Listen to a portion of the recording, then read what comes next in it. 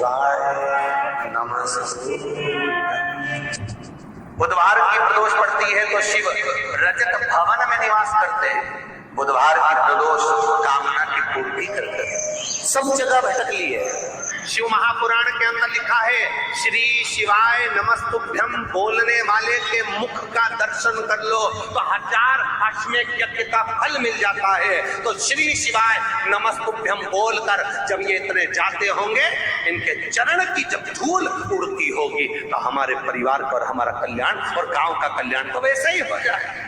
आपका किया गया भजन, आपका किया गया मंत्र जाप जब आप करने के लिए बैठें, उपास करें, मंत्र जप करें, कीर्तन करें, तो आप जब जप करने या कीर्तन करने या मंत्र जाप करने या उपास करने के लिए जब तैयार हों और आगे बढ़ें, उपवास करते समय, तप साधना करते समय कोई परिवार का व्यक्ति आकर यदि आपका हाथ पकड़कर उठा दे या आपको अपशब्द कहे तो ये श्रेष्ठतन नहीं हो। आप करो पशुपति व्रत, आप करो सोमवार के व्रत, पर निवेदन है कि व्रत करते समय, व्रत के पहले आपके परिवार वालों को, आपकी पति को, माता पिता को, परिवारजन को ये बात बता दी जाए कि हम ये व्रत कर रहे हैं। क्यों? उसका कारण केवल इतना सा है कि जब हम ये परिवार वालों को बता देंगे कि हम व्रत कर रहे हैं तो आपके व्रत में कोई टोकने वाला नहीं रहेगा, आपके व्रत को कोई रोकने वाला नहीं रहेगा और आप निष्कपट भाव से भगवान की अविरल भक्ति को धारण कर सकते हैं। निष्कपट भाव से भगवान के भजन को धारण कर सकते। इतना सुंदर वर्णन किया गया है महामृत्युंजय मंत्र का। यदि हम किसी ब्राह्मण से अनुष्ठान करवा रहे हैं, महामृत्युंजय मंत्र का यदि हम किसी ब्राह्मण से अनुष्ठान करवा रहे हैं, शिव महापुराण की कथा कहती है अनुष्ठान पत्नी करवा रही है या पति करवा रहा है, सास करवा रही है या ससुर करवा रहा है, घर का जेठ करवा रहा है या जेठानी करवा रही है। शिव महापुराण की कथा कहती है जितने लोग आपके घर में रह रहे हैं, जितने लोगों के साथ आप 24 घंटे घर के अंदर रह रहे हैं, जब हम पशुपति व्रत करें या महामृत्युंजय का अनुष्ठान किसी ब्राह्मण से करवा रहे हैं या मंदिर में हम अनुष्ठान करवा रहे हैं, तो भी हमारे चित्तवृत्ति से हमारे परिवार वालों को यह मालूम होना चाहिए कि मैंने उन ब्राह्मण के द्वारा अपने परिवार के हित के लिए, अपने बुजुर्ग के हित के लिए, अपने घर के हित के लिए मैंने महामृत्युंजय का अनुष्ठान करवाया है। उसका पुण्य 4 गुना बढ़ता है, जिससे घर के लोगों में कोई विस्मयता उत्पन्न ना हो।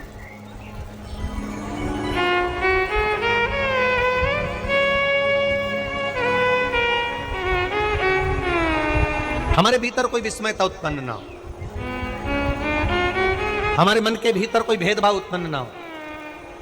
और हम तो यहां तक कहेंगे, आप अगर शंकर जी के मंदिर में जा रहे हो, 1 लोटा जल चढ़ा रहे हो, शंकर जी के मंदिर में पहुंचकर 1 लोटा जल समर्पित कर रहे हो, तो भी आपके घर के लोगों को मालूम होना चाहिए कि ये पास वाले शिव मंदिर में गई है, मेरे पास के मंदिर में मेरा घर का बच्चा शंकर जी को जल चढ़ाने गया है, मेरा पति पास के मंदिर में शंकर भगवान को जल समर्पित करने के लिए गया है। ये घर के लोगों को ज्ञात होना चाहिए।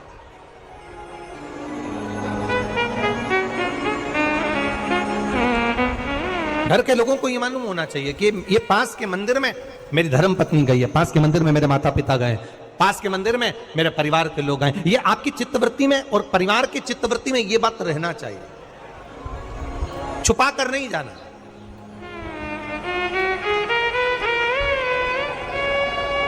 छुपा कर भगवान के मंदिर में नहीं जाना, छुपा कर पशुपति व्रत नहीं करना। महाराज, शिव महापुराण की कथा वर्णन करती है कि आप भगवान का अगर कोई व्रत, कोई साधना, कोई नियम ले रहे हो, माना आपने कोई व्रत करा, कोई करी, पर घर के लोगों को वो ज्ञात होना चाहिए कि ये मंदिर तक जा रही है, ये पशुपति व्रत कर रही है, आराधना कर रही है। आज माता पार्वती जी ने शिव जी के सम्मुख में ये बात कह दी कि मैं एकांत में जाकर भगवान का तप करना चाहती हूं और एकांत में बैठकर तप करना चाहती हूं और उस तप का जो पुण्य है वो आपको देना चाहती हूं। शंकर भगवान ने तुरंत माता पार्वती जी से कहा, सुनो जगत जननी, सुनो जगदम्बा, सुनो पार्वती, आप तप करो, मना नहीं है। आप साधना करो, मना नहीं है। आप आराधना करो, मना नहीं है। और आप सोचो कि आपकी करी गई तप साधना का पुण्य आप मुझे दे दो, तो भगवान तुरंत कहते हैं, पार्वती जी मुझे आपके तप साधना का पुण्य नहीं चाहिए, आप अपना पुण्य अपने पास में रखो, हमें आपका पुण्य नहीं चाहिए। अभी तक जितनी शिव महापुराण की कथा हुई, उस कथा में आज तक ये बात नहीं निकली जो आज आप लोगों के बीच में इस भोपाल नरेला विधानसभा में जो कथा चल रही है, इसमें ये कहना चाह रहे हैं। बड़ा ध्यान लगाकर सुनना। आप अगर 5 महीने तक, 6 महीने तक, 3 महीने तक, 2 महीने तक, 15 दिन, 20 दिन, 1 महीना, 1 साल, 2 साल, 8 साल, 4 साल अगर आपने शंकर भगवान को जल चढ़ाया है, तो शिव महापुराण की कथा यहाँ तक कहती है कि आपके घर में अगर कोई व्यक्ति बहुत दयनीय स्थिति में पड़ा हुआ है, हॉस्पिटल में पड़ा हुआ है, कोई तकलीफ में पड़ा हुआ है, कोई कष्ट में पड़ा हुआ है, तो आप जब भगवान शिव को जल समर्पित करो, तो बाबा से ये विनती कर कर भी जल समर्पित कर सकते हो कि मेरे परिवार का एक व्यक्ति, उसका ये साथ में ये हो गया और वो हॉस्पिटल में पड़ा, उसका नाम ये है, गोत्र ये है। बाबा, हमने जो तप साधना करी है, हमने जो इतने महीने तक आपको जल समर्पित करा है, हमने जो बेलपत्र समर्पित करी है, मेरे बाबा आज स्वीकार करना। और जो हॉस्पिटल में पड़ा है, जो कर्जे में लदालूम पड़ा है, जो तकलीफ भोग रहा है, ऐसी कृपा करना बाबा कि मेरे 2 महीने जो मैंने जल चढ़ाया है, उस चढ़ाए गए जल का पुण्य मैं उसके खाते में देती हूं और उसको ठीक कर देना। यह पुण्य का भाग है।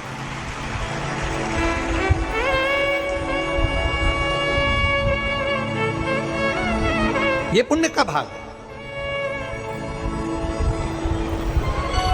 आप अपना पुण्य भी किसी जीव के कल्याण हेतु दे सकते हैं। अब किसी ने एक बार ये कथा सुनी और कथा सुनकर कहा, महाराज जी आप कहते हो कि शंकर जी पे चढ़े हुए जल का पुण्य भी हम किसी को दे सकते हैं क्या? शंकर जी को चढ़े हुए जल का पुण्य क्या किसी को दिया जा सकता है? क्यों नहीं दे सकते? क्यों प्रदान नहीं कर सकते?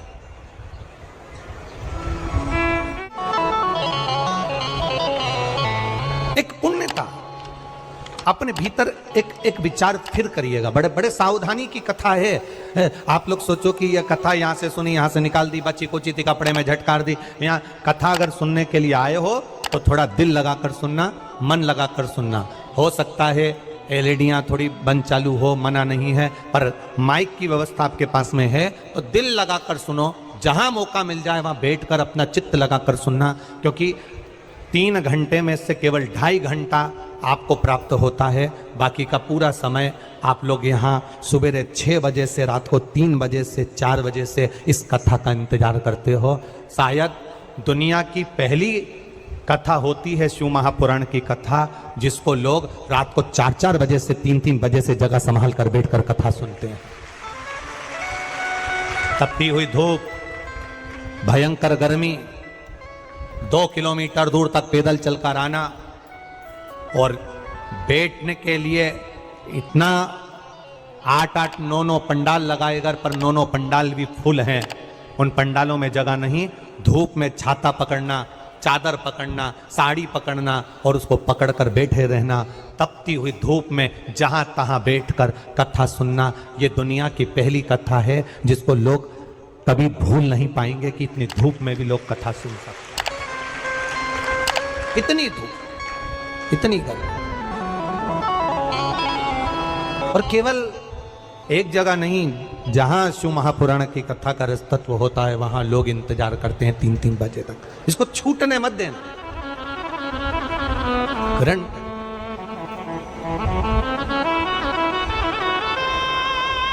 शादी में गए हो, 500 का लिफाफा दिया है तो भोजन कर कर जरूर जाना, और कथा में धूप में चलकर आए हो तो भले आधे घंटे की सुनना, पर कथा में दिल लगाकर जरूर जाना, दिल लगाकर जाना, चित्त लगाकर। आप अगर एक लोटा जल भगवान शिव को समर्पित कर रहे हो, आप एक बेलपत्र भगवान शंकर को समर्पित कर रहे हो, आप एक शमी का पत्ता भी भगवान शंकर को समर्पित कर रहे हो, आप भगवान शंकर का पंचानंद स्नान करा रहे हो, आप भगवान शंकर के मंदिर का शिखर दर्शन कर रहे हो, आप भगवान शंकर के मंदिर में जाकर झाड़ू लगा रहे हो, पोछा लगा रहे हो, सफाई कर रहे हो, तो भी तुम्हारी चित्तवृत्ति में रहना चाहिए कि जब किसी पर दुख की घड़ी आए, किसी पर तकलीफ आए, किसी पर कष्ट आए, हमारा करा गया पुण्य हम उसके खाते में दे सकते हैं, हम अपने पुण्य को दूसरे के खाते में प्रदान कर सकते हैं।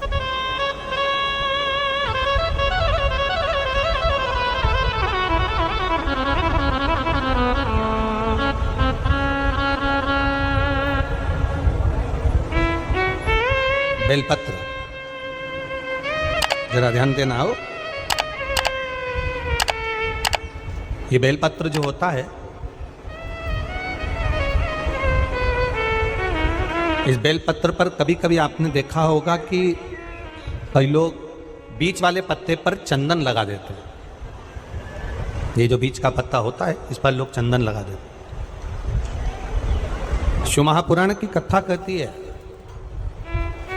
अगर भूलवश भी अनायास आपके पास बेलपत्र भी नहीं है, शिव जी का चढ़ा हुआ बेलपत्र भी अगर आपने उठा लिया और उठाकर उस बीच वाले पत्ते पर एक चावल का दाना रखकर भी आप भगवान भोलेनाथ को समर्पित कर रहे हो, तो ये समझ लेना कि तुमने महीना, 2 महीना, 4 महीना, 6 महीना, 8 महीने में, हम तो हमेशा कहते आए हैं, आज फिर कह रहे हैं, 1 महीना पूरा हो जाए जल चढ़ाते, 2 महीना पूरा हो जाए जल चढ़ाते, 3 महीना पूरा हो जाए, 4 महीने पूरे हो गए, 6 महीने पूरे हो गए, या आपका साल भर पूरा हो गया, प्रयास करा करो एक पत्ते पर एक चावल का दाना रखकर शिव जी को समर्पित करना। क्यों? जो तुमने पूर्व में जल चढ़ाया है वो चावल का दाना अक्षय, उसको अक्षत माना जाता है, अक्षय माना जाता है। मतलब तुमने अभी तक जो जल समर्पित करा है वो कभी समाप्त तो नहीं हो सकता, उसका पुण्य तुम्हारे खाते में चले गया, अब तुम उसको किसी को भी प्रदान कर सकते हो।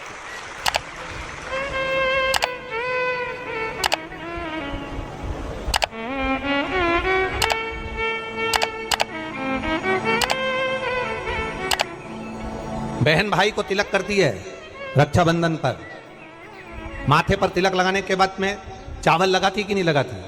बोलो, जम के बोलो जरा। लगाती है? बोलते जाओ जरा। लगाती है, ठीक है। मंदिर में आप पूजन कर रहे हो, घर में कोई अनुष्ठान कर रहे हो, पंडित जी तुम्हारे मस्तक पर तिलक करते हैं तो चावल लगाते कि नहीं लगाते? बोलो बोलो, जम के बोलो। लगाते। तुम्हारे घर में शादी ब्याह होता है तो तिलक करा जाता है तो चावल लगाया जाता कि नहीं लगाया जाता? लगाया जाता। सब समय पर चावल, मस्तक पर कंकु का तिलक, चंदन का तिलक, जो भी तिलक तुम्हारे मस्तक पर लगा है, कोई अगर लगाएगा शुभ कार्य में तो चावल जरूर लगाएगा। बस एक कार्य ऐसा होता है जिस समय पर मस्तक पर तिलक करा जाता है पर चावल नहीं लगाया जाता।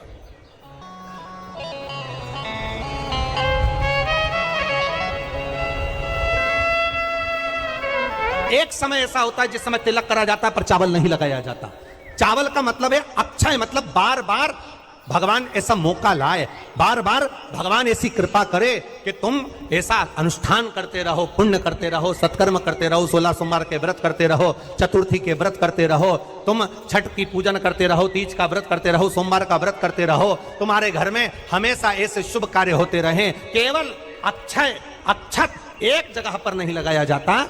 कब नहीं लगाते अक्षत को? मस्तक पर तिलक करते समय अक्षत कब नहीं लगाया जाता? केवल एक समय पर। कब? जब घर में कोई शांत हो जाता है, और शांत होने के बाद जब मस्तक पर पगड़ी का क्रम होता है, उस पगड़ी के क्रम पर तिलक तो लगाया जाता है पर चावल नहीं लगाया जाता। भगवान से प्रार्थना करते हैं ये बार बार मौका मत देना, जो हो गया उसको क्षमा, ऐसा मौका बार बार ना दीजिएगा। हाँ, पगड़ी पर से उठ गए, अच्छा काम करने के लिए मंदिर जा रहे हो, स्थान छोड़ने के बाद अब तिलक लगाओ और उसमें चावल ढेर सारा लगाओ, कोई मना नहीं, पर अक्षय उस अक्षत की महत्वता को समझना कि उसको बारंबार प्राप्ति ना हो, ऐसे कार्य की प्राप्ति ना हो, अच्छे कार्य की प्राप्ति, श्रेष्ठ कार्य की प्राप्ति, शुभ कार्य की प्राप्ति। अगर मौका मिले तो एक बार भविष्य पुराण, और एक बार मौका मिले तो कुर्म पुराण, और एक बार मौका मिल जाए तो नंदी पुराण। ये 3 पुराणों का स्मरण करना, इसमें आपको अक्षत की महत्वता प्राप्त हो। भविष्य पुराण, कुर्म पुराण और नंदी पुराण, इन 3 पुराणों में आपको अक्षत की महत्वता प्राप्त होगी कि चावल की महत्वता क्या है। एक चावल का दाना जब अशोक सुंदरी वाली जगह पर चढ़ाया जाता है, एक चावल का दाना अशोक सुंदरी वाली जगह पर चढ़ाया जाता है। हम माताओं से हमेशा कहते हुए आए हैं, आज फिर निवेदन करेंगे, जिस माता के गर्भाशय में गांठ हो गई हो, जिस माता के गर्भाशय में गठान पड़ गई, अक्षत, एक चावल का दाना, गर्भाशय में गांठ हो गई, डॉक्टर को दिखाया, गर्भाशय में बच्चा दानी के अंतर्गत गांठ पड़ गई, गर्भाशय में गांठ पड़ गई, बड़ी तकलीफ की जिंदगी जी रही है, डॉक्टर कह रहे हैं ऑपरेशन करवाओ, डॉक्टर कह रहे हैं ऑपरेशन करवाना पड़ेगा। एक बार मेरे भोलेनाथ पर जल चढ़ाना प्रारंभ करो। एक चावल का दाना अशोक सुंदरी की, अशोक सुंदरी की जगह मालूम है ना सबको? अरे बोलो, अशोक सुंदरी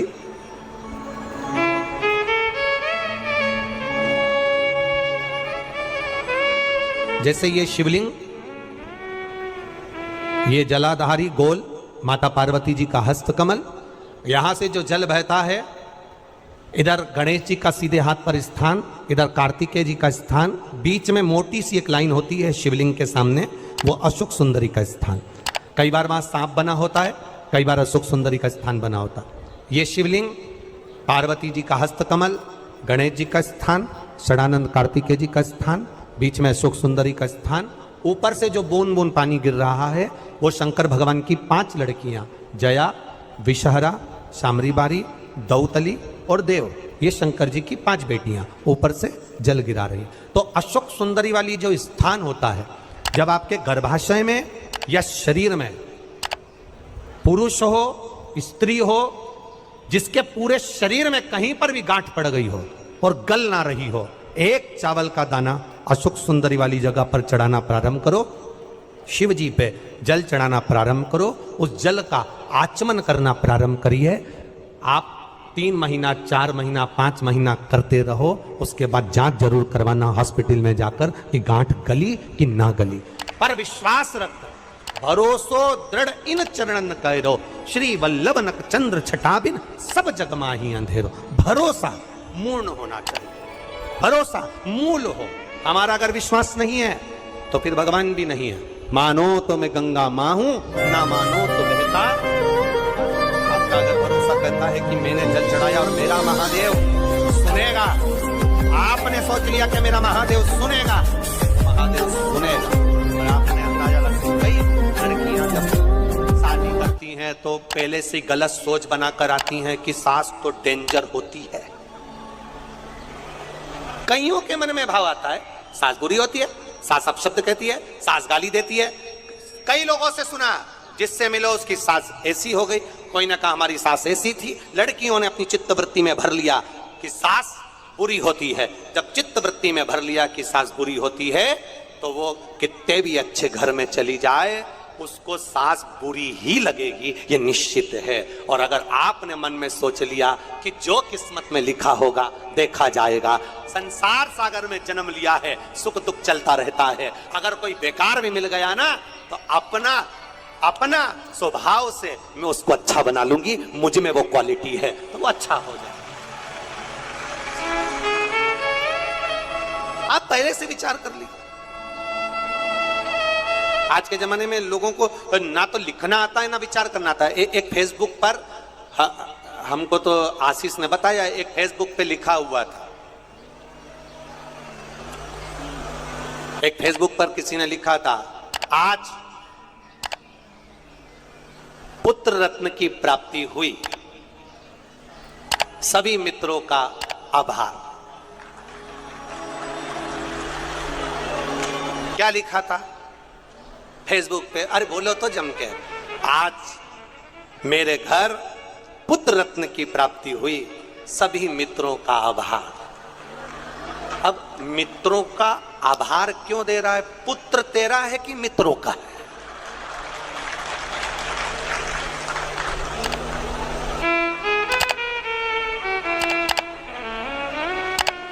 बोलो, जम के बोलो। लिखना चाहिए ऐसा, पर स्मरण नहीं है, चित्तवृत्ति में नहीं आया है, ये आना चाहिए।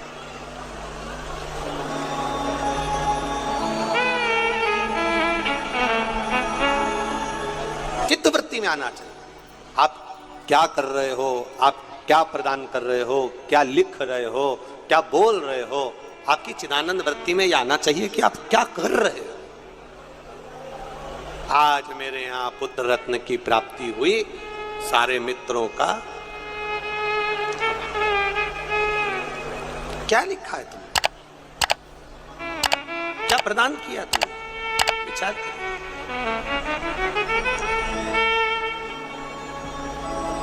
आभार किसका होना चाहिए था?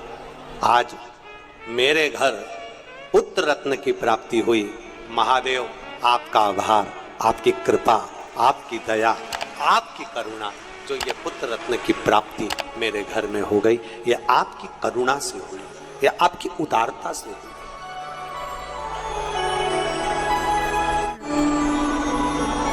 ये आपकी करुणा है, ये आपकी उदारता है।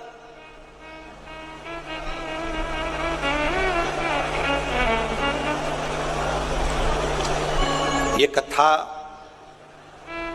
हमने कल भी कहा था कि कथा और कहीं भी हो सकती थी, भोपाल में ऐसा जरूरी नहीं कि आदरणीय विश्वास भैया के यहाँ हुई, कथा कहीं पर भी हो सकती थी, पर यह कथा आदरणीय विश्वास भैया सारंग जी के यहाँ जो हुई है, हमने कल भी कहा था कि कहीं ना कहीं माता पिता का